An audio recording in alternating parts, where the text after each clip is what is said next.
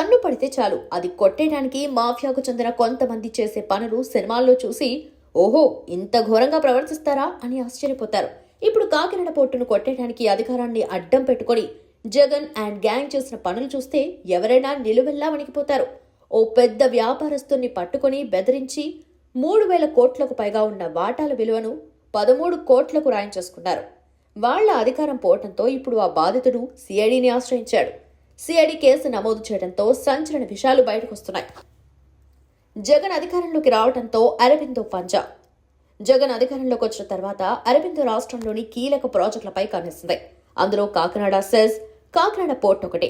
విజయసాయిరెడ్డి తన ఆడిటింగ్ తెలివితేటలతో Kakinada port, Kakinada cess కు చెందిన కేవీ రావుకు చెందిన అకౌంట్ లెక్కల్లో తేడాలున్నాయని చెప్పి రాష్ట్ర ఏజెన్సీలను రంగంలోకి దింపారు. కుటుంబ సభ్యులందరినీ కేసులు పెట్టి జైలు పంపుతామని బెదిరించారు. వారికొచ్చిన వేధింపులతో ఆ కుటుంబమంతా ఆత్మహత్య చేసుకోవాల్సిన పరిస్థితి కల్పించారు. చివరికి వాటా రాయించుకున్నారు. వైవి సుబ్బారెడ్డి కొడుకు లీడ్ చేసిన దందా. వైవి సుబ్బారెడ్డి అప్పట్లో గోదావరి జిల్లాల ఇన్ఛార్జ్గా ఉండేవారు. ఆయన కుమారుడు విక్రాంత్ రెడ్డి ఈ వ్యవహారాన్ని నడిపారు. ఎవరెవరితో బెదిరింపులు ఇప్పించాలి, ఎలా వేధించాలో మొత్తం పక్కా ప్లాన్ ప్రకారం చేయించారు. అన్నీ జగన్ కనుసన్నల్లోనే జరిగేవని అందరికీ తెలిసిన విషయం. ఇప్పుడు విక్రాంత్ రెడ్డి A1గా కేసు నమోదైంది. జగన్ వ్యవహారం కూడా వెలుగులోకి వస్తుంది. ఓ మాఫియా చేతుల్లో ప్రభుత్వం పడితే వ్యాపార సంస్థల్ని కూడా ఎలా లాక్కుంటారో అనే దానికి ఇది ఓ ఉదాహరణగా లభిస్తుంది. సంచలన విషయాలు వెలుగులోకి వచ్చే అవకాశం.